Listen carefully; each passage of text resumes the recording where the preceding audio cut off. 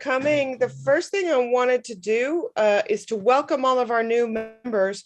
I see tons of names and some faces that I don't recognize. And Laura, I don't know if you want to mention people by name. Do you want to do a call out? I can tell you that, let's see, as I go through, I just worked a voter registration over at the Brookside Shred event with Marcy Calvin and with Beth Franklin. And Beth said she's going to get her sister Kelly to join. And I see Rachel Flaster, who's new, and I'm looking. I do have to tell you that we saw, let's see, Reba was there at the Shred event, the voter registration event also. I can tell you too that we had Letty Baker went through for the Shred event and said, oh my gosh, the meeting's on Zoom. And I go, Letty, if you can't get on, then I'm going to give you a Zoom training. So anyone who you know who seems to be a little nervous about getting on with Zoom, give them my email and I'll be happy to go through how to use Zoom with them. Anyway, we have had, as you all know, about 17 new members since Friday, June 24th, and we had 11 new members attend this past Thursday, July 7th, new member orientation. So please, please, please hand out our business cards. Talk to anyone you can. We gave business cards to a waiter last night. I gave business cards to people after my mammogram. Talk to everyone you can about voting. It's really, really important. And if you don't have any of our business cards and would like some, contact Becky Yaki, and she can make some available.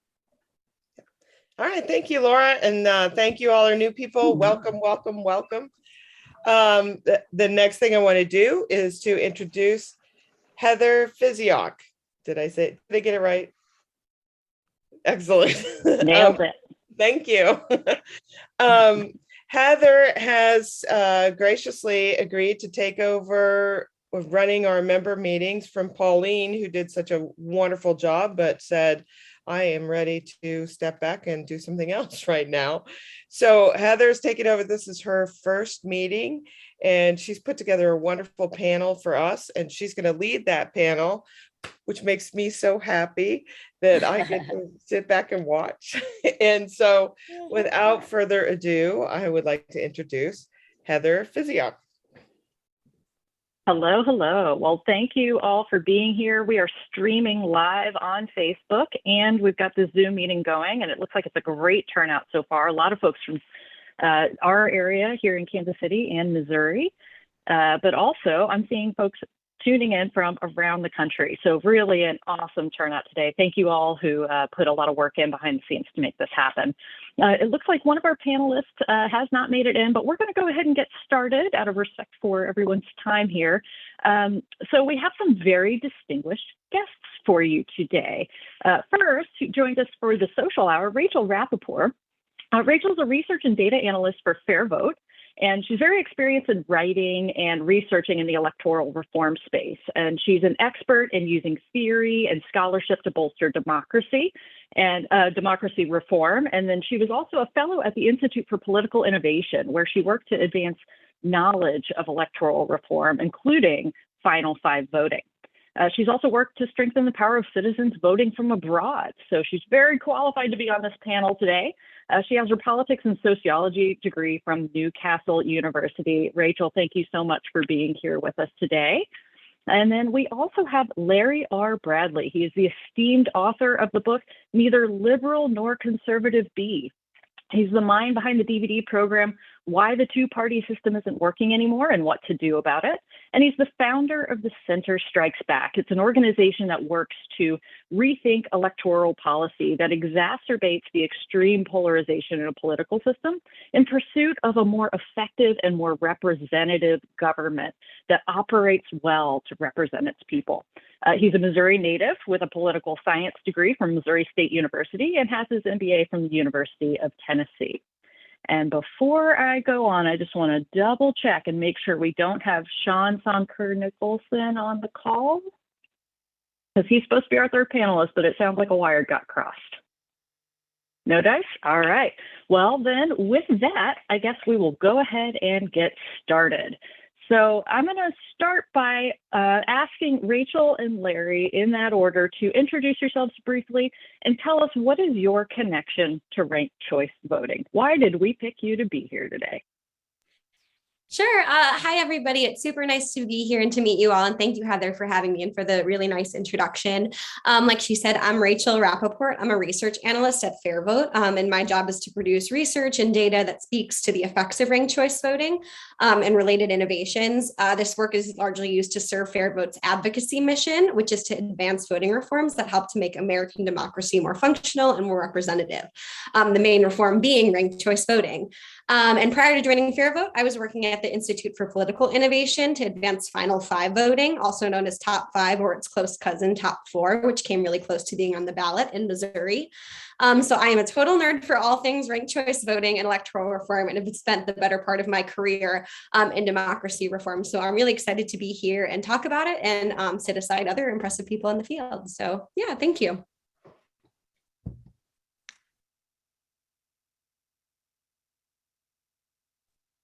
Okay, hi. Like I say, I'm Larry Bradley.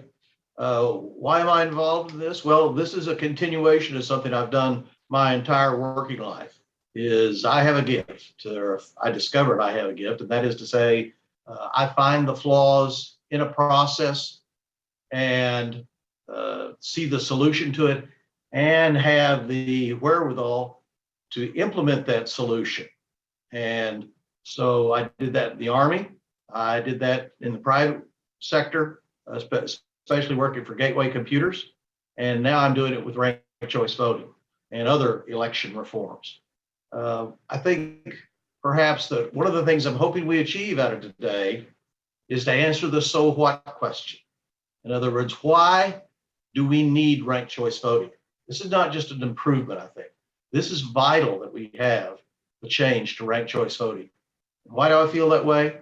Well, I was doing a presentation at a university once, and when I was done, the professor who sponsored me in said to her students, you know, in a jury trial, there are two forms of justice.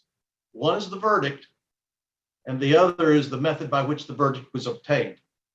And if the method that was used to obtain the verdict is unjust, then the verdict is unjust. And what this man is doing is he's showing you that our elections are unjust. And that's because I ask during my presentations a series of questions. I'll just quickly go through them with you here. Is, do you or do you not believe that in a representative form of government such as ours, that the policies of that government should reflect the will of the majority within the bounds of the Constitution? Now, a lot of people say, well, that must be a trick question. But think about it. Do you want policy that reflects, that is outside the bounds of the Constitution? Do you want policy that reflects the will of the minority? My answer is no to that. So the answer to the first question must be yes, we do want policy that reflects the will of the majority within the bounds of the Constitution. So if that's true, then shouldn't one of the purposes of our elections be to determine what the will of the majority is? Yeah, that seems like a pretty logical question to say yes to. So then how do we determine that? By insisting on majority winners, people who won their elections with 50% plus one or better of the vote. Okay, if we have 3 or 4 candidates and we have somebody who won with 40% of the vote, that is a plurality winner, and 60% of the people who voted in that election are dissatisfied with it. So we must insist on majority winners. So the next question is this: why aren't we doing that? Because we aren't. Okay, look at the train wreck we're about to have on August 2nd here in Missouri. Okay, we have an open U.S. Senate seat. As it stands today, there are 11 candidates for the nomination from the Democratic Party. There are 21 candidates for the Republicans. that means to you that somebody is probably going to get the nomination in the Republican Party in particular, we'll say them, with 15 to 20% of the vote, nowhere near 50% plus one or better. Yet this one individual has the potential then to go on and be one of 100 people who controls the destiny of 320 plus million people in this country. So that's why I think going to ranked choice voting is not just a nice thing to do, a potential improvement. It is a necessity for us. So I've talked too long. I'll let it go with that, and we can continue on with some of the other questions. Wonderful. Thank you, Larry. So for the uninitiated who are not familiar with ranked choice voting, tell us in your own words how we should think about ranked choice voting and what it is, how it works. Rachel? Sure. So ranked choice voting is a better way to vote that is spreading across the country like wildfire. Basically, how it works is voters are given the opportunity to rank the candidates on their ballot in order of preference, and these preferences are used to elect a majority winner. So for example, if my favorite candidate comes in last, my vote is now going to come towards my next choice candidate. And that process sort of repeats until one candidate has 50%. And because we get to rank our candidates instead of just picking one, and because candidates need true majorities to win, RCV sort of gives voters more choice and more voice in their elections, just to sum it up quickly. And Larry, what would you build on that? Ranked choice voting is the path to political peace for all of us, because when the election is done, the majority of voters are able to say one of two things. So-and-so was my first choice, and I'm glad they won. Or so-and-so was not my first choice, but they were one of my choices, and I'm glad they won. So what that means is that has a calming effect on the electorate about our election results, that everybody got to say, and the people who are dissatisfied with the result know that they are definitively the minority. They were beaten, they were defeated. And that's something we need to have in our election process nowadays. Fascinating. So it sounds like it's a very different approach from what we're doing right now, which is very much either or. And if you weren't in the top, your vote no longer matters, is probably how a lot of folks perceive it. So there's got to be pros and cons to every approach, right? So what are some of the pros and cons of ranked choice voting? And are there key benefits or risks that we should be aware of? We'll start with Rachel. Sure. So I'd say the first pro of ranked choice voting is that it solves something called the spoiler effect, which I'll best describe with an example. Let's say it's the 2016 presidential election and I'm a Jill Stein supporter. However, I'm told not to vote for her because doing so will spoil the election for Hillary Clinton by taking away votes from her. If we used RCV in that election, I could rank Jill Stein first and Hillary Clinton second. And if Jill Stein gets eliminated, my vote would then go out to help Hillary Clinton. So by helping to solve what's called this spoiler effect, more candidates can run without this fear of spoiling or splitting votes with other candidates. This increases competition, which gives us more choices on our ballots and allows us to make our elected officials more accountable through the pressure of this competition. It also allows us to be more expressive with our ballots and for elected officials to know what these preferences are and therefore what their mandate is. And importantly, this mandate is to the majority of voters, something that's not necessarily required in most of our elections. Another benefit, I would say, is that when you incentivize candidates to reach out to not just their bases, but also to other voter groups for second choice votes and third choice votes and so on, they're incentivized to act in the broader interest of their constituents. So it all really goes back to sort of this more choice and more voice thing. As for cons, I would say, there's always going to be some people who are hesitant to change, and it's okay to be skeptical when it's something as important as electing our legislatures. I also think it's really important to follow the data. So some critics will say things like, oh, it's more complicated to ask voters to rank their choices rather than pick one. But if we follow the data, it shows that most people who use it throughout the country, they understand it and they support it. And I think it would be giving voters very little credit to suggest otherwise. We rank things all the time. It's summer and, when we want to go for ice cream, we're probably thinking my first choice, I'll have a scoop of chocolate. If I can't have chocolate, I'll have strawberry. And if there's no strawberry, I'll have vanilla. So I think if you follow the evidence, it really speaks positively to ranked choice voting, and there's no sort of definitive evidence of its cons. Cool. So I'll piggyback a little bit on what Rachel is saying here, is to use in every election, there is the candidate you're totally opposed to, the candidate you normally favor, but you're not really satisfied with, and the new and inviting candidates you'd like to vote for, but you're afraid to vote for that candidate because you're afraid that giving your vote to that candidate will mean that the candidate you would normally vote for will lose to the candidate you're opposed to. In baseball, they say you can't steal second with your foot on first. Well, the ballot we use now, the first past the post, winner take all ballot, keeps your foot on first politically. You're not able to go out and experiment along with your fellows to move into something different because of the limitations of that ballot.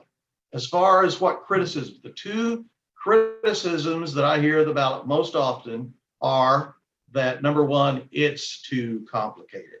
We have done, I'm part of a group here in Kansas City called Better Ballot KC. We have done numerous exit surveys and asked people, do you think this is easy? Do you like this? The overwhelming majority say that it's easy to understand and they like it.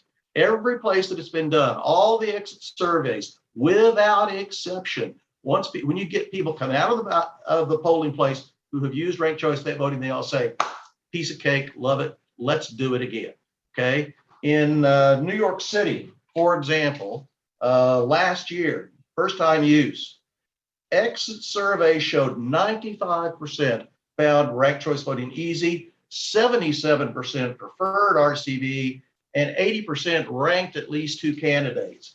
Of the 20% who only ranked one, when they were further asked, why did you only rank one? They said, I would have, except I didn't find another candidate that I wish to rank. So the other criticism that I hear about ranked choice voting is that it doesn't give you a true majority. Okay, that is a criticism done by math aficionados. Okay, let me just say this: if on the first round of voting, if somebody has 50% plus one or better, we're done. It's over. Thank you. We have a winner. But if nobody has 50% plus one or better after the first round, that's when our process kicks in. Okay. In every round of voting in the ranked choice voting process, the majority defeats the minority without exception. The majority defeats the minority, and that's the thing to keep in mind. So Rachel, as a data / math aficionado yourself, what's your response to the critics who believe that doesn't lead to a real? Sure. So when people talk about this term, they call ballot exhaustion, which means, not a true majority.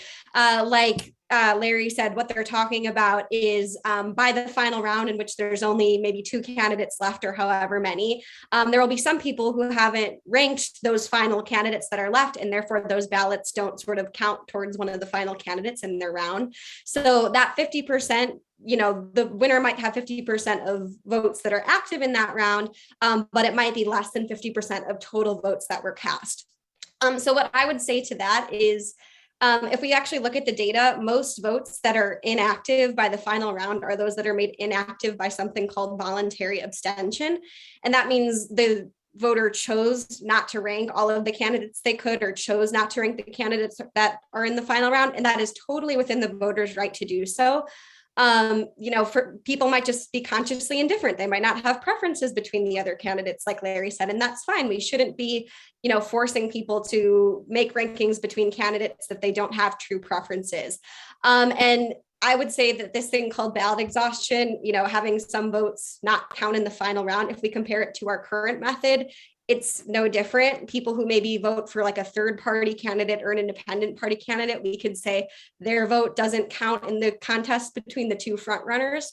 So really, but the difference between ranked choice voting is we give everybody that option to sort of have a say and whoever the top 2, top 3 candidates end up being in that final round. So I would really say it's not a problem. It's just like a natural part of democracy. Some people are not going to have preferences between all the candidates. And so I would not really say it's proves to be that problematic for ranked choice voting. Awesome. So Larry, I want to go back to something you said. So you said you're part of Better Ballot, and our other panelist who wasn't able to make it today was part of Better Elections. And it's my understanding, you were quoted in a Kansas City Star editorial piece, if I'm not mistaken, articulating the difference between these two initiatives. Could you share that with us and explain what is the difference and what your position on that was? The petition drive that Better Elections put forward, and if that has enough signatures and it's on the ballot, I would vote for it. Okay, it needs to be fixed, but I would still vote for it. But the issue that I have with Better Elections proposal is they have what is called a jungle primary for the primary election. So in other words, you as an independent voter can come out and vote for whoever you want, but you only get one vote. Okay. If a state has gone to the time, trouble, and expense to enable ranked choice voting for the general election, then why don't we use ranked choice voting in that primary election to determine who the top 4 or top 5 candidates are? That was my criticism of it. Alaska uses that methodology. They are just now going through it because their congressman died. And so they've already had the primary election. The primary election had 48 candidates and you only got to pick one. Okay. If they'd had ranked choice voting, they would have had a process whereby the true top 4 candidates would have emerged. So as it is, using the Alaska format, primary election, jungle primary, you can vote for whoever you want, but you only get one choice. They now have their 4 candidates. And then those 4 candidates, when you vote for them, you will be able to rank order your choices using ranked choice voting. So just to sum up, and again, my contention is that ranked choice voting should be used in the primary election, either in a partisan manner or a nonpartisan manner. And then the final, if you're going to have final 4, final 5, then that also for the general election should be a ranked choice election, which speaks to what Rachel was saying earlier, is that if you're one of those people who the people you ranked didn't make it to the final 4, it gives you a chance to recalculate and figure, this is who I would rather vote for. Does that make sense? That's great. And so I've got a great question from Becky here. So I'm going to throw a monkey wrench in our plan. But so Becky asks, do voters get a choice to do ranked choice voting or the old original method? Great question. Rachel, you want? Sure. So voters are free to only vote for one candidate if that's what they want to do and vote the old way. And then they have the option to rank. So the ballot will look like a ranked ballot for everybody. But if you prefer the old method of just picking one candidate, you would just put one person as your first choice vote, and you are totally free to vote that way. Yes, absolutely. If you only want to vote for one, then you can do so. It does not keep you from being able to do so. Just know this. If your candidate is eliminated, then you have lost your opportunity to weigh in on the final result with some other candidate. So, and that is, to use an expression that I heard when I was going through airborne school, if that's your choice, that's a lick on you. So. Interesting. So Jim asks, does the state set the number of candidates allowed to come out of the primary to make the general election ballot? Does the state set the number of candidates? Rachel? Sure. Yes, some states like Alaska decide that it's going to be 4 coming out of it. Most states would just have 1 coming out of each partisan primary. And then there are some states that use a nonpartisan jungle primary, like California and Washington just pick the top 2 to come out of the primary election, regardless of partisan affiliation. So yes, it is dependent on the state and determined by the state. It's always interesting to look at state election laws. One of the comments I often make is that if we as voters put the same time and attention that we put towards sports rules for competition to our election laws, there's no way the current election laws would be allowed to stand. People would be up in arms over how those election laws are. But as Rachel says, Maine runs partisan primaries with ranked choice voting, determines the top candidate, and then has a general election with ranked choice voting to determine the absolute winner. What was proposed and how Alaska uses that I just described, a jungle primary with no restrictions, and then ranked choice voting in the general election. So how you get ranked choice voting is used depends on a lot of things. In local elections, for example, there are 23 cities in Utah that have adopted ranked choice voting. And in those cases, one of the reasons they did it is because you could, given it's a nonpartisan election for city council and mayor, you could eliminate the primary election and just go with a single election. Here in Kansas City, that's what we at Better Ballot KC, if you want to go to betterballotkc.org, you can look at that. That's what we're proposing, is to change the way we elect the mayor and the city council. By using ranked choice voting, we're able to eliminate the primary election, which saves the city of Kansas City over, given what the last one cost, would enable us to redirect over $600,000 to some other purpose that we have as a city. So I actually want to go back a step here to where we're talking about the number of candidates on a ballot and jumbo voting, things like that. So Margaret asked, can you vote for the same candidate 3 times in ranked choice voting? Do you get a budget of voting power? Sure, I can take this one. No, you can only have one preference for each slot, but most places that use ranked choice voting are very, very good about making sure that, you know, even if you have like a ballot error, that it still counts to some extent. So if somebody did mark one candidate as first choice 3 times, that ballot would still count. It would just count towards that second choice candidate. Just like sometimes how people skip a ranking by accident, the election authority in the state or the city will just take, you know, the next closest ranking and count that as their second choice or whatever it was. So most election administrators are very good about making sure that the ballot, however the person intended to cast it and write it, is how it's going to be counted. Awesome. Okay. Yes, again, the way the algorithm works, and only in my experience in working a petition here in Kansas City, only about 1 in 50 people will ask you how the algorithm works. But the system only takes your highest choice in each round of voting. So you gain no benefit by marking a candidate 3 times. There are other methods where you might get that advantage, but not with ranked choice voting. All right, so our vote is still 1 vote. It is just where it is allocated if our first choice is eliminated. So you've mentioned several communities that have rolled this out successfully. So I'd love to hear more about any examples and what we might be able to learn from that. Let's start with Rachel. Where have you seen this done well?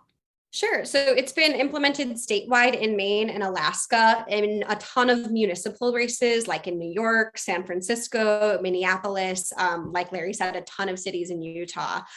Republican primary elections in Virginia use them, and a lot of southern states that use runoffs will use RCV for overseas voters in case those races do go into runoffs, so they know what their second choices are. And I would say we've learned a lot about it. We've learned that people like and support ranked choice voting and they understand it. They really tend to use the opportunity to rank the candidates rather than just putting one. It has shown to help different diverse groups of candidates and voters be empowered and enfranchised and get elected. So I would say America's experience with it so far has been extremely positive. And Larry, have you seen it done successfully in any areas? Yes, as Rachel says, we now have, I saw we're a +2 now. Plus Fort Collins is going to vote on it, so that'll make 56. We have 55 working on 56 cities, plus what we're myself and other people in Better Ballot KC are trying to do in Kansas City to get it done. So all these cities have already gone to it. The more people experience it, I often say 100 years ago, the most popular song was for the Doughboys coming back from World War I, Kate Smith song. And what it was how you going to keep them down on the farm after they've seen Paris? Okay, so in other words, all these guys that have gone to France to fight and seen Paris, France, how are you going to keep them back down on the farm when they knew that Paris, France was out there? Whereas before they didn't know anything about it. Well, same principle applies in Larry's humble opinion. And it's why, let's say, we're trying to get our ranked choice voting in so many cities at a lower level, because people are going to say, wait a minute. If I can use ranked choice voting to elect my mayor and city council, how come I can't use ranked choice voting to elect the governor, to elect a Senate nominee, to elect my senator, to elect a congressman, et cetera, et cetera, et cetera. And we're going to sweep through. And that is the start of making this a more responsive and responsible government for all of us. That's why I say it's the path to political peace for all of us.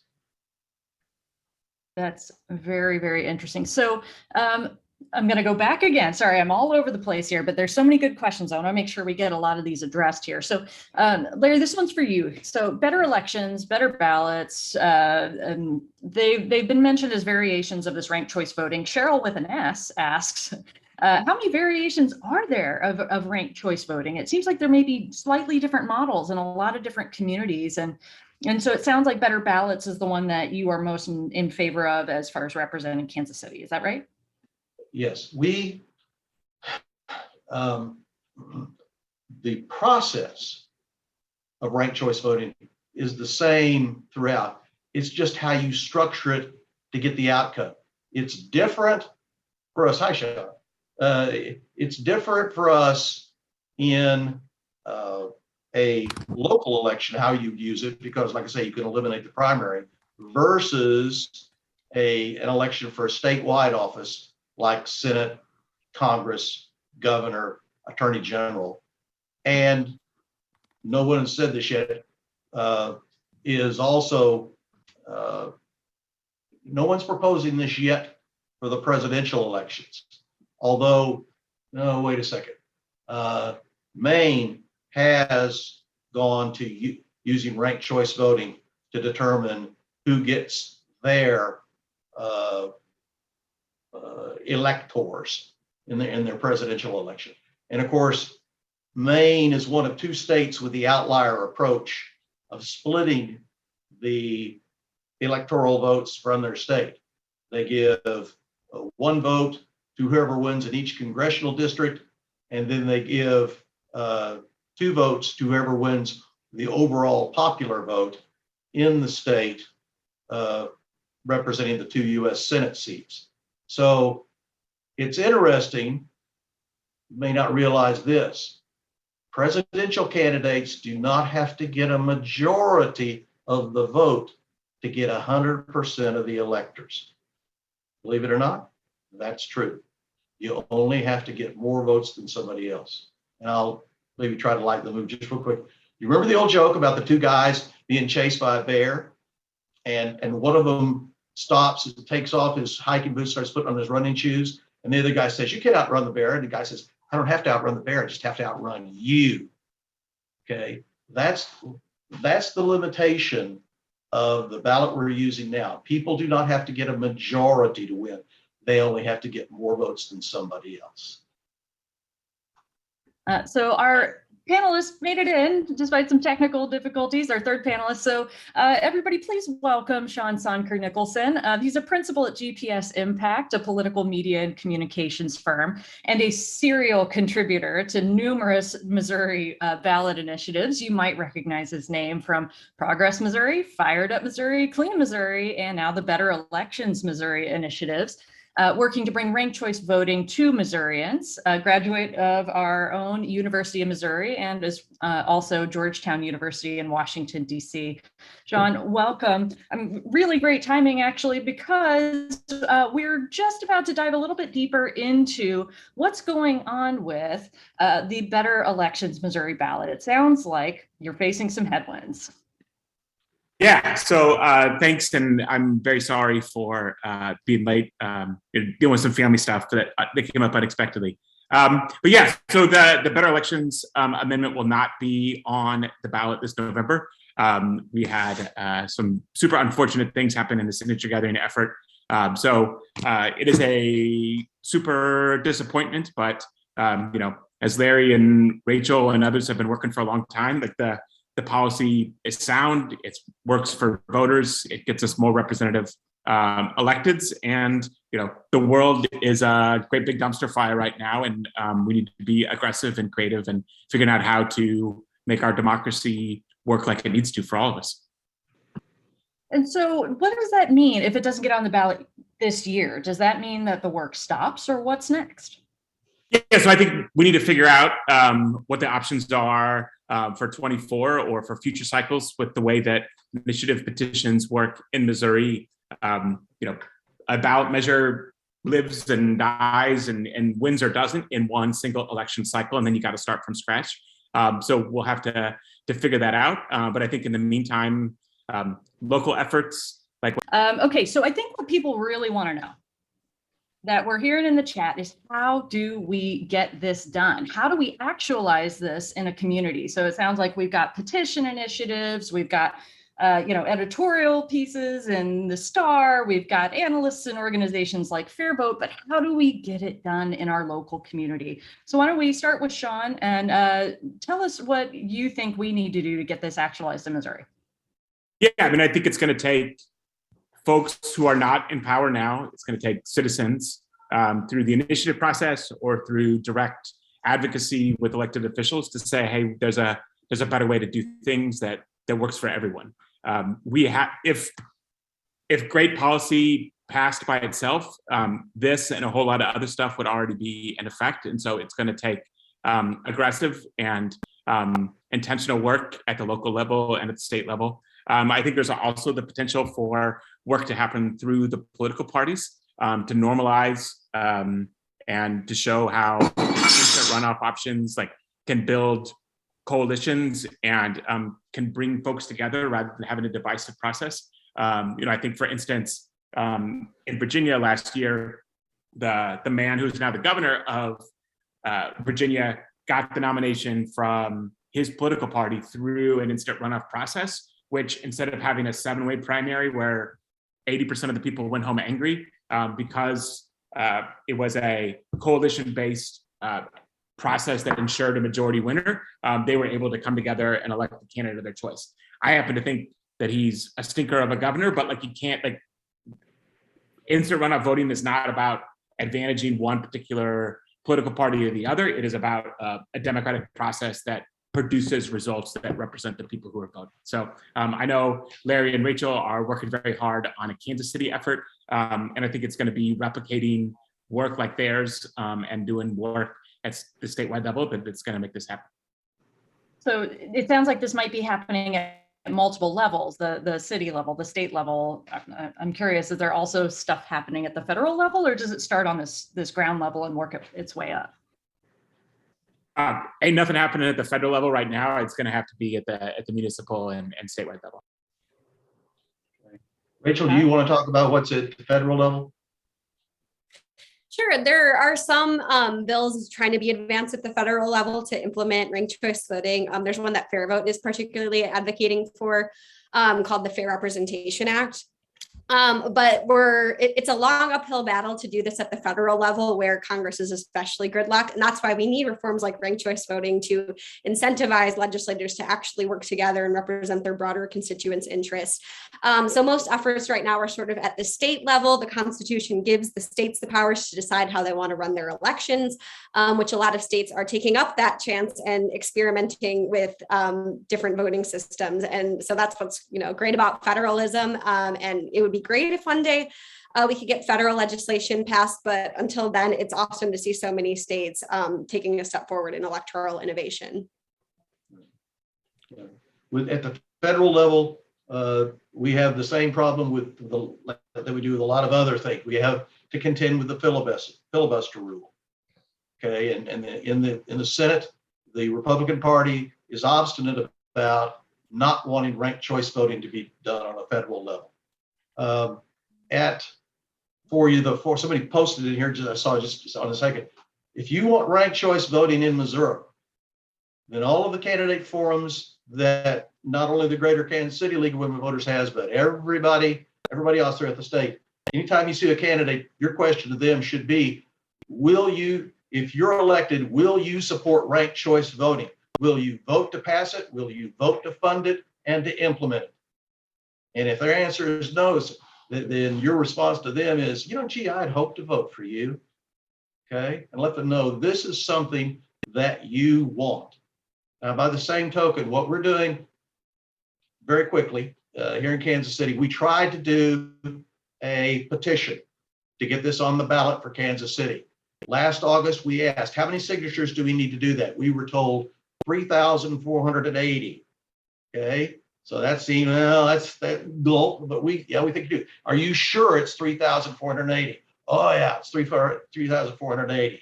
So worked all through the winter, but through winter and COVID and everything else, finally when the St. Patty's Day parades came out and the April election, we got to about 4,400 signatures. So we turned in the petition. We knew some were going to get kicked out, but we got 3,623 over a need of what we thought was 3,480. And in the rejection letter we got from the city, they said, of course, this is a charter amendment, which we knew when we started the thing out. And they said, you need 33,000 signatures.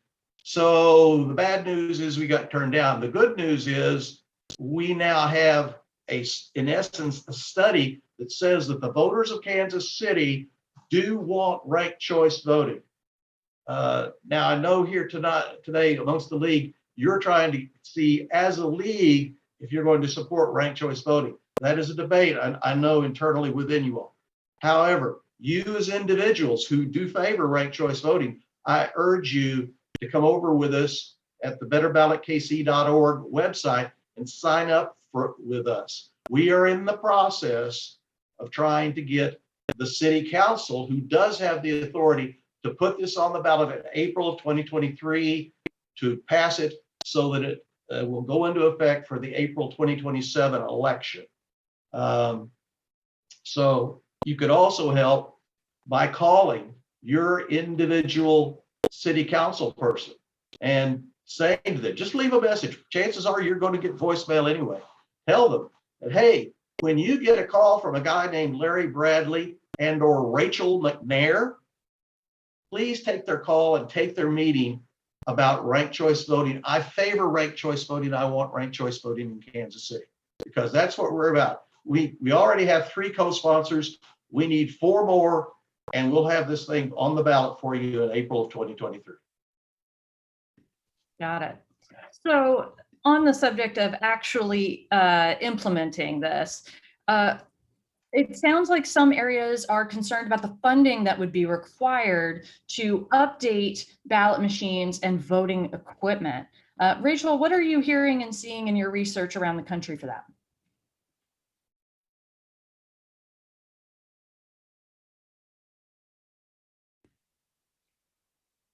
Uh-oh, having tech issues, sorry. Oh, the host has to unmute you. What's going on there? Are we having more hacking? Oh no, give me just a second, I'll get you. While you're working on that, I could address that. Here in Missouri, Oh, sorry, I got it. But Larry, go ahead. Go ahead. Okay, sorry about that technical issue. So yeah, people do say things like, can voting machines handle it? All modern voting systems can handle and ranked choice voting elections. Older systems, and when I say older, I mean 15 to 20-year-old machines that can't handle RCV are due for replacement anyways, regardless of whether the machines are needed for RCV races or not. So pretty much after that, the transportation of paper ballots or digital data from an RCV election are handled like any other sensitive election material. It doesn't really complicate the pre-existing chain of custody processes in a city, county, or state. So pretty much either in your jurisdiction, you have equipment that can handle it, or you're due for an update anyways. So it's not too much of a concern. Got it. And then Sean, hopefully you're able to chime in too. We're having issues with the video, but I hear you. So when we filed our petition last summer, there were fewer than 10 jurisdictions in the state that didn't have the hardware to run ranked choice voting elections that day. By the end of the election cycle, we will be down to one, we think. And most jurisdictions, a lot of jurisdictions might have to upgrade the software and then just make sure that it would be a software issue and not a hardware, just like anytime we update our phones. But almost every jurisdiction in the state is able to run instant runoff elections today. And all of them in the Kansas City area could do it today if they wanted to. So it's really just an issue of, there are implementation things that have to happen and make sure that the clerks know how to run it, but there's no technical barriers. And every election costs. So it's not like any election right now is free. You still got to pay for staff and water for your election workers and paper ballots and all that kind of stuff. So yeah. And I'll add, the idea in the long run is that especially in municipal races where ranked choice voting would replace a runoff system, it'll end up saving money by not having to have that runoff election. And Sean, can you tell us a little bit more about how Better Elections was structured, and did it address issues like that? Yeah, so the statewide policy was pretty simple. Part one was to have a primary election where everyone ran together regardless of party, so that the top 4 candidates would advance to November. And then in November, it's the same ranked choice voting, instant runoff voting rules that we've been talking about today. The real goal in narrowing down the list to 4 in November was to ensure that there are serious, viable candidates who are a part of the choice and the decision that gets made in November elections. That's where the vast majority of voters vote. August elections are just very low turnout historically. And it's also just an administrative challenge to have an oodle ton of candidates, right? There's 20, 25 folks running for the United States Senate right now. And that can be a really overwhelming situation if all 25 of them are on a ballot on both the administration side and the voter side. So the Better Elections policy was 4 candidates come out of the August elections. You rank your favorites in November. And yeah, that was the statewide policy. Awesome. So we're going to move into Q&A now. So if anybody has not had your question answered, we will take brief questions for about 10, 15 minutes or so, and then we're going to move on to the last part of our program. So please use the hand raising feature. At the bottom of your Zoom meeting, there is a raise hand feature, and we will queue up folks with questions. Mary, I see that you've added a comment in the chat. Please feel free to unmute and share that with the class. Can you tell us what you said about the cost?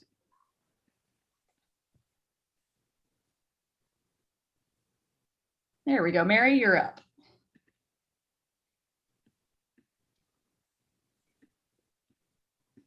Oh, just kidding. Okay, thank you. There we go. Yeah, I worked actually collecting signatures for the Better Elections Initiative and also did a lot of research on it. And at that time, which was a couple months ago, there were only 9 counties in Missouri, actually 8 counties plus the city of St. Louis, who had election equipment that couldn't accommodate the Better Elections Initiative. And the cost to update those counties was under $5 million. It was less than $1 a voter across the state of Missouri. And those 9 counties basically had really old, outdated stuff that they shouldn't have been using anyway. It was way past time for them to update. So to me, that cost is negligible. And the benefits I know of the Better Elections process, which I collected signatures for, to me, far outweighed any concerns about a less than $1 cost per person. One of the great things that I heard a lot of response from citizens when I collected signatures is they really like the open primary concept where they could vote for anybody, didn't have to go in and pick a Republican ballot or a Democrat ballot in the general election, because they felt like we would get more centrist candidates on the ballot, which would help with the polarization, eliminate some of the polarization we have in our politics now.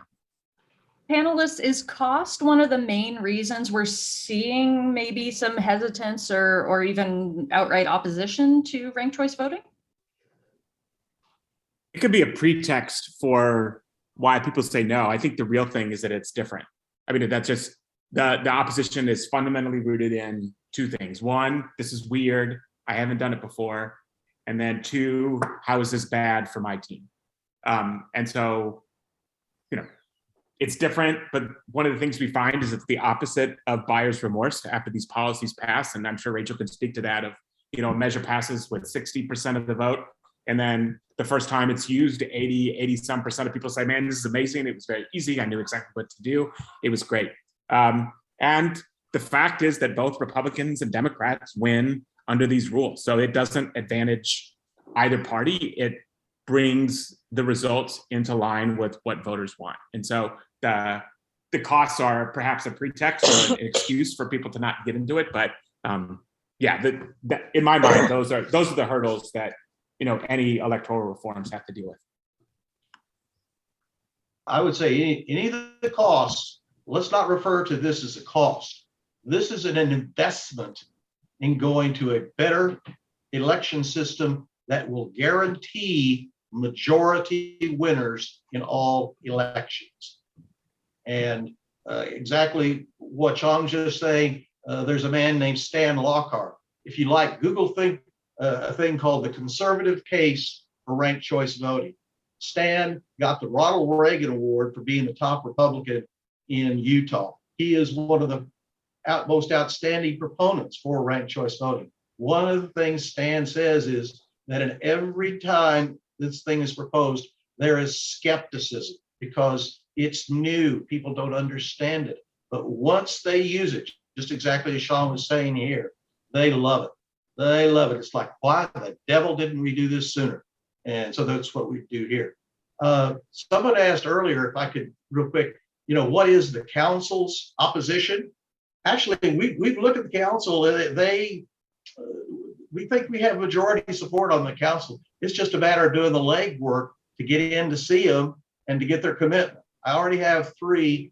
If they're getting phone calls from other Kansas City residents that say we want ranked choice voting, then that just makes it that much easier for us to get in and get this thing done so we can pass this thing, get it on the ballot for April next year, and then we'll go to work at educating all the various clubs, not only like yours, which we hope you will help us with, but also service clubs, et cetera, and educate the public. 70 to 80% of the people I talked to who would let me make a presentation when we were running the petition would sign the petition. That tells you something right there. I went door to door in my own neighborhood. Another little factoid. In 2019, there were 11 candidates for mayor. You only got to vote for one. Runoff election cost you $600,000. In 2015, when Sly James ran for re-election, he had 60% of the vote with the first election, but we still had to have a runoff election, and that cost us over $500,000.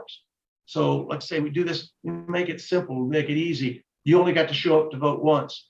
People love it, believe me. Rachel, anything? No, I agree with what's been said. I think things talking about costs or confusion are perhaps, they're not well-founded. So perhaps it's to cover up for things like, oh, well, I have been elected under the current system and I want to keep it that way. But I think that ranked choice voting should actually benefit elected officials because Then when they are put into office, they have a true, you can say, I have a true mandate to the majority of voters. They can look at this ballot data of what voters have ranked and who they've ranked and say, okay, this is what my voters want. I know what I have to do now to get reelected. So I think it actually should strengthen legislatures' connection to their voters. And I think in the end, you know, the more people that are familiar with it, both in voting and getting elected under it, the more people like it. All right, so Mary Lindsay, Anne is going to get you unmuted here. So we're going to queue up a question from Mary Lindsay. Yeah, my question is, if Sean could say something about how it was that Better Elections was structured to have an open combined primary. There was some criticism of that by a panelist before you were able to get on, Sean. Yeah, so the Better Elections policy was based on the successful effort in Alaska that passed by voters there a couple years ago. I think one of the things that we heard a number of things as we were reviewing policy and talking to voters. One was that voters don't want to have to tell the government which political party they are supporting and would like the flexibility and the freedom to choose. You know, sometimes for this office, I might support a Republican, and for this other office, I might support a Democrat. And so the policy was structured so that everyone could run together, and you would still have party labels, and you know, you'd be able to make your own choice on a race by race basis. Yeah, so that's the why that we did it that way. I also think, you know, part of the thinking was that so much, you know, I made a joke before about the loudest and the craziest person taking over the Zoom, but so much of our politics right now is folks doing whatever it takes to win a small partisan primary, which means that independents, which means that most voters, most residents are not accounted for in the system. And so we are trying to find ways and trying to work to bring folks together so that our government can actually be doing what it needs to do for the people. Thank you. And I'll just build on that question. Or the comment about city council in particular. Margie in the chat asks if there's going to be a push to get support and wrap this up before the spring 2023 city council election. Our original goal was to have this on the ballot in April this year, but COVID in winter and the fact that this was truly a grassroots petition effort and the misinformation we got quashed that. And so now we don't want this, like it's one of the things we're working with the city council. We don't want this on the November ballot so that it can be used because we don't think we have enough time to educate the public before it would be on the ballot in November. So that's why reluctantly we are trying to get it on the April 2023 ballot. And then of course, you'll see the first use of it in 2027.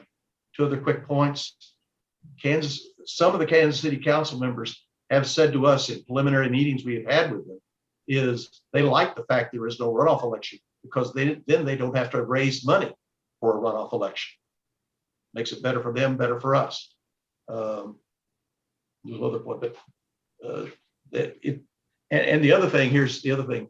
By having it in 2023 while the election is going on, they feel like they are not conflicted.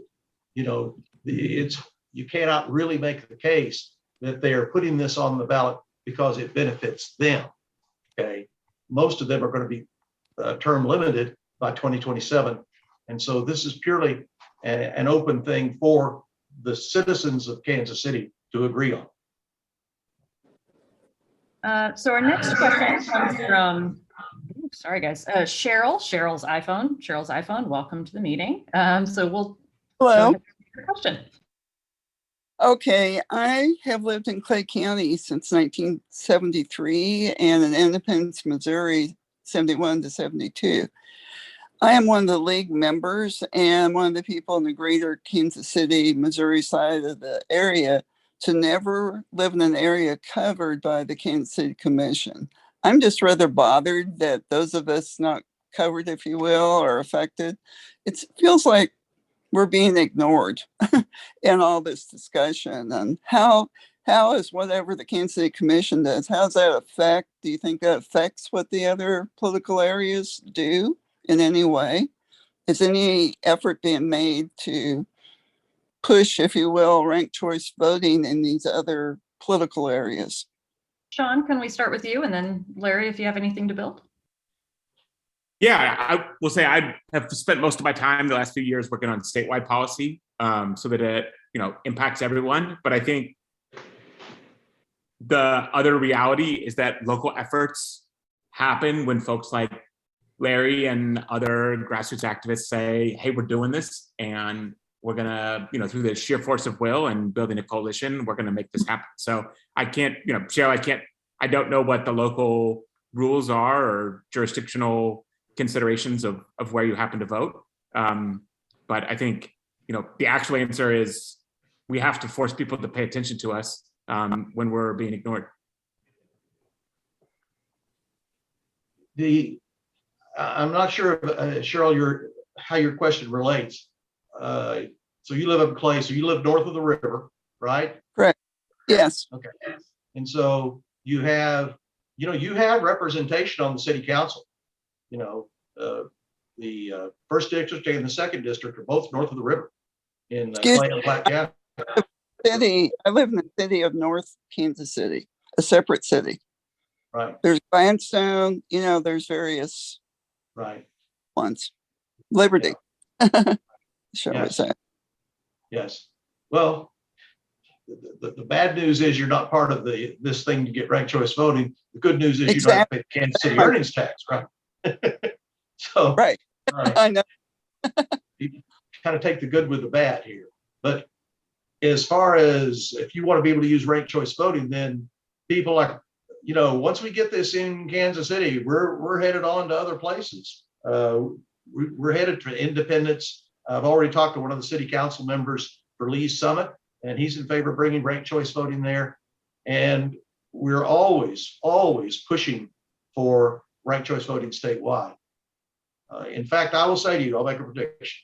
Sean, you can weigh in on this too, is if whoever the Republican Party nominates for U.S. Senate and then has to compete against the independent candidate that they're going to put forward, and the vote gets split, and the Democratic nominee wins that U.S. Senate seat, my prediction is the Republican Party is going to be knocking at our door saying to us, "What was that thing about ranked choice voting again? How does that work?" And so they can avoid this situation that they're going to have this time. Rachel, anything else? No, I think you said it well. No, I'll just jump in on Larry's point. Like everything about the current United States Senate primary, and not primary, like the whole election, is a case study in how dumb our current situation is. So whoever wins a 6-way, 7-way Republican primary is going to win with less than 30% of the vote in a teeny tiny primary. So whoever wins, whether or not they happen to be a criminal or not, right, is going to have a teeny tiny slice of the electorate, and then they are going to be the major party nominee. And then there's all sorts of anxiety and speculation about, does a third party candidate be a spoiler? Like both of those dynamics go away in an instant runoff world where the winners, I think, I can't remember who asked, like Mary asked about, like, why do these help force consensus and majority winners? It's because the only way that you can get across the finish line is either to get 50% of the vote, in round one, or have enough second choice votes that you've got majority support to actually take office. So both of those like rather insane dynamics right now of picking an extraordinarily important office holder would not be an issue with different rules. So we're almost at time here, and there's one subject I didn't get to that I really wanted to. So Rachel, I'm going to put you on the spot here. I know that your role is in research and analysis, and I would love for you to send us home with a few tidbits from your learnings or observations over the years working in ranked choice voting. what should we do next based on what you know and have learned? Sure. Well, I think all of the advocates, like my two co-panelists here, are just doing amazing work actually getting implemented. And I largely hope that the research that we produce hopes to serve that workforce first and foremost. So, the more places it gets implemented, the more data we have to work with, and the more we can show people that it's a good thing, that people are understanding it, people are using their rankings, it's electing consensus winners, it's incentivizing bipartisanship, and it's getting more diverse groups of people into office and enfranchised. So at the end of the day, I applaud the work of everybody in the field of giving, uplifting this reform that is giving people more choice and more voice. Amazing. Well, everybody, let's thank our panelists, Larry Bradley, Rachel Rappaport, Sean Soendker, Nicholson. Please check them out on their websites and on their social media handles that we've shared out. We'll make sure to share that in the chat as well, so you can all connect with them afterward and see some of the great work that they're doing in the community. And hopefully we can make an impact on our electoral systems with this new knowledge that they have equipped us with. Thank you all for joining us on this bright and early Saturday morning to educate us and inspire us on the options for the future of our electoral system. Huge round of applause for you guys. Appreciate you. And with that, we're going to hand it over to the lovely and talented Ashley, our social media intern, and she's going to share with us the I Vote Because social media campaign. Ashley? Hi, everyone. Can you hear me? Yes. Sure can. Okay, I'm going to share my screen. So Anna and I have been working on the social media campaign to get everyone excited about the primaries. Hold on, let me see if I can. I'm going to let Anna take over while I figure out how to do presentation.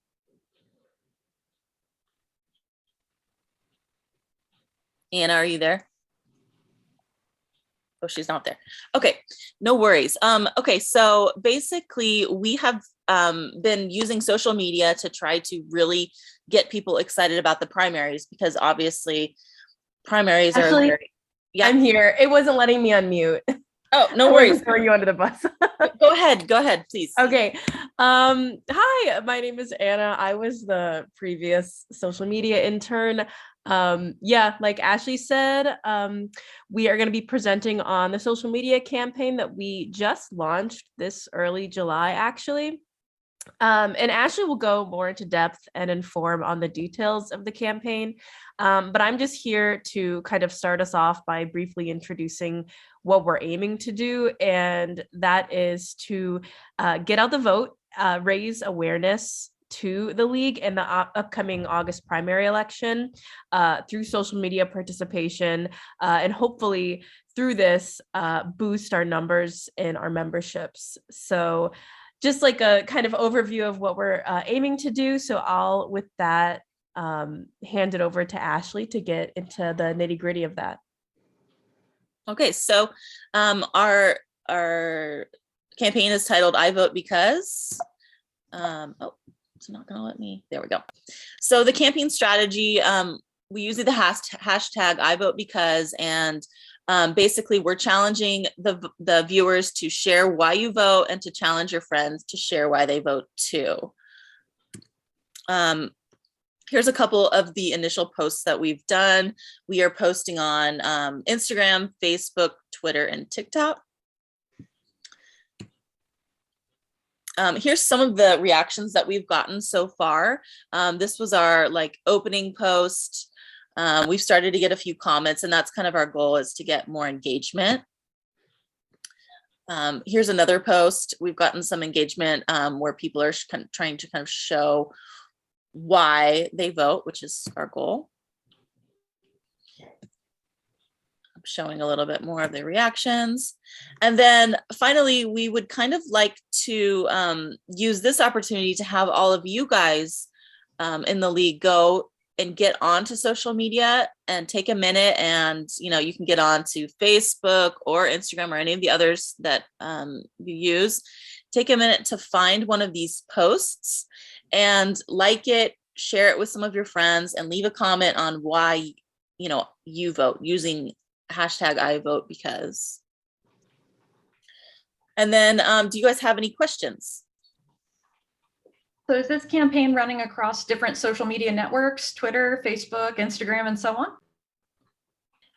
Yeah, I think I forgot to put Twitter on there, but yes, it is on Facebook, Instagram, Twitter, and TikTok. Anywhere you can use a hashtag, it sounds like. Basically. That's awesome. Thank you so very much for sharing that. Really appreciate you making the time to do that. It looks really cool. I'm sure we'll all get out there and contribute, right?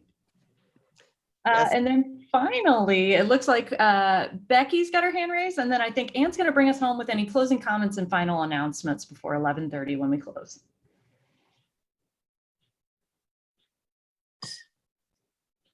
All right.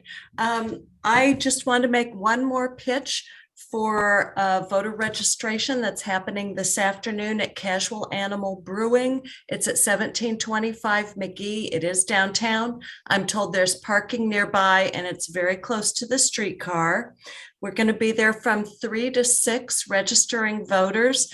This happens to be a place that a lot of younger people visit and socialize in the afternoon before they decide to go to dinner. They do welcome families and children, so we are allowed to register voters there, and I was contacted by them to do this. I'm trying to arrange something for Sunday. So far, I haven't been able to get through to the proprietor, but anyway, so I would love to have some help, and thanks to everyone who signed up for the Colonial Presbyterian Harvesters giveaway. A week from today, that is probably going to be a really great event. And anybody, anytime is welcome to come to any of our voter registrations. Identify yourself to us as a league member, and we'd love to show you what we're doing, how we do it. If you feel like you want training, it only takes about 2 minutes to figure out how to fill out the voter registration form. And mostly we're helping people do it. So that's my pitch. Thank you to all my volunteers, and thank you to everybody in the league. This is really great and important work. Thank you. Thank you, Becky. Okay, Anne, any final announcements, comments, anything to bring us home? I do. I have a whole bunch of announcements, actually a whole page. So let me put myself in the spotlight. So the first announcement I want to make is please think about attending the July candidate forums. The forums committee could use some help with those forums. They're looking for tech hosts and timers in particular. You could sign yourself up on the forums committee on our webpage and look for something in your email after Monday. I'm not going to read off every single forum that they have. Here's the list. So that committee has been hard at work. They are Tuesday, Wednesdays, and Thursdays pretty much throughout July. So please go and check and get involved with forums if that's something you're interested in. The Vote 111 Vote for 111 goes live on July 18th.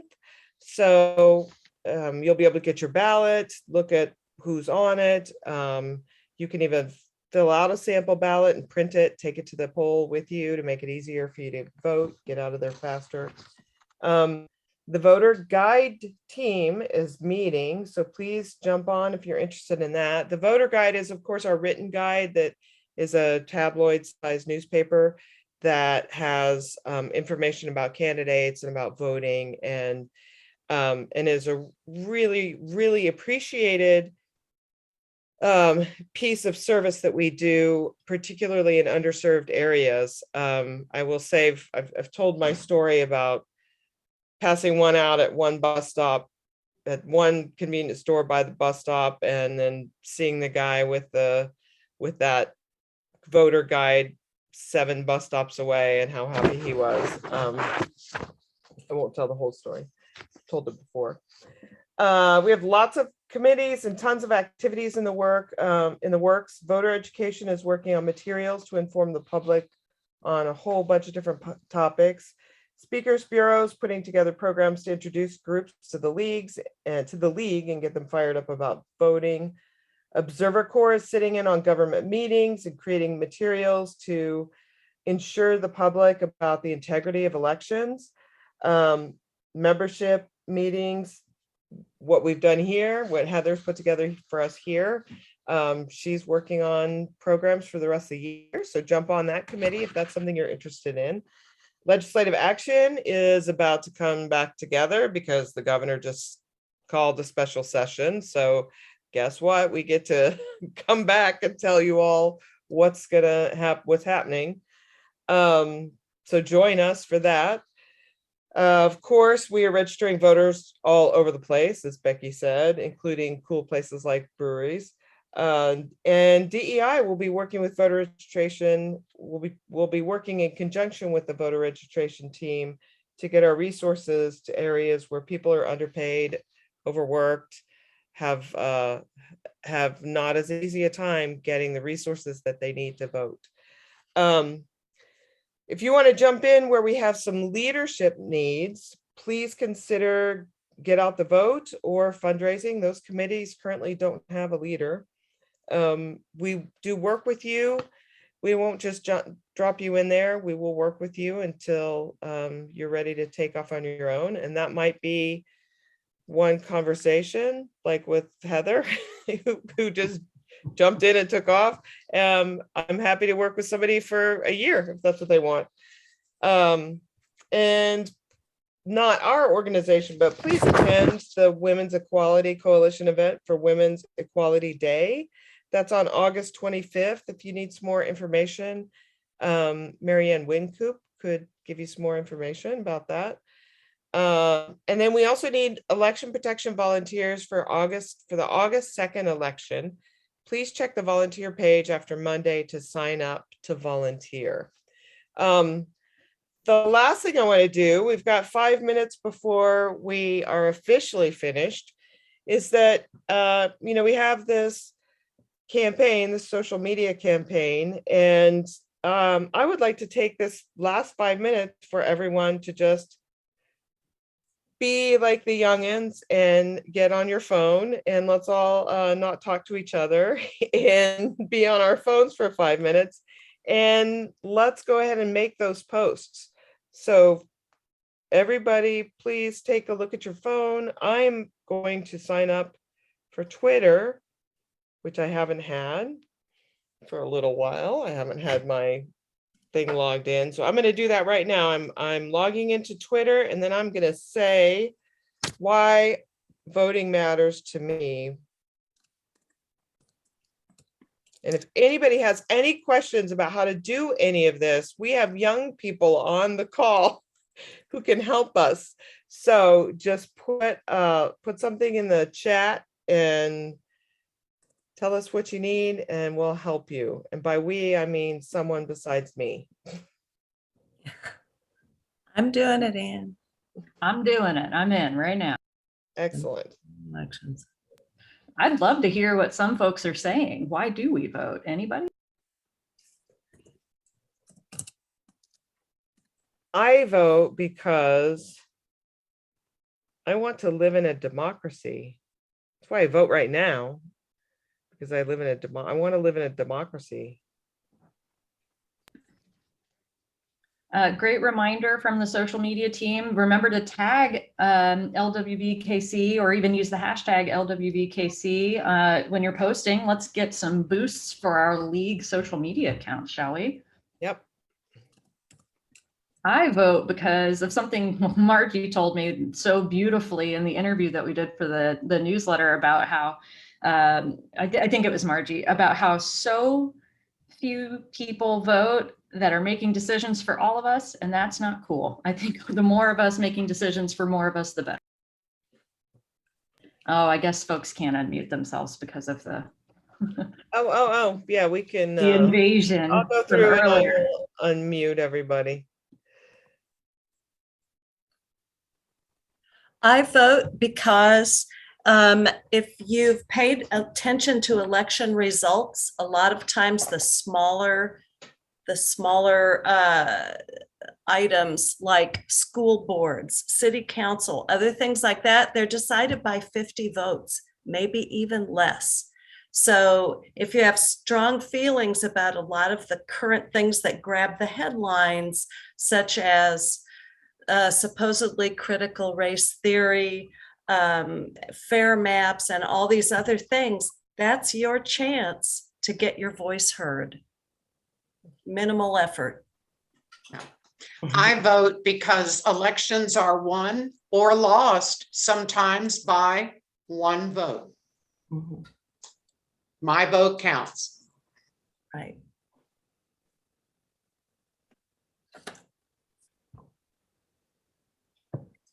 Hello? Mm-hmm. Hi, Cheryl.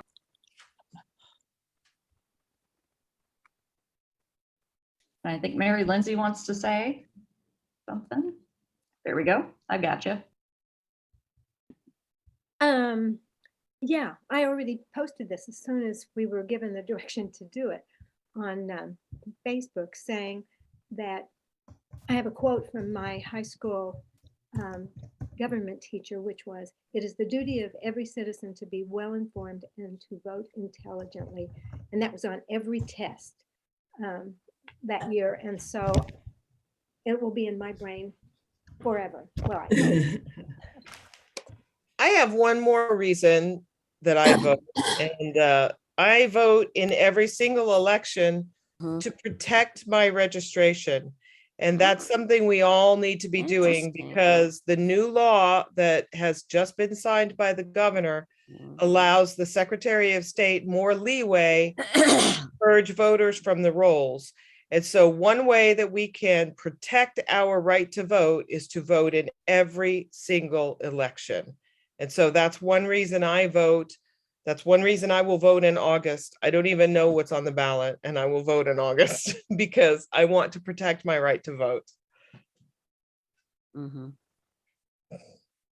All right. Well, that brings us to the perfect 11:30 close. And anything else that you'd like to add? Otherwise, I suppose we could set folks free.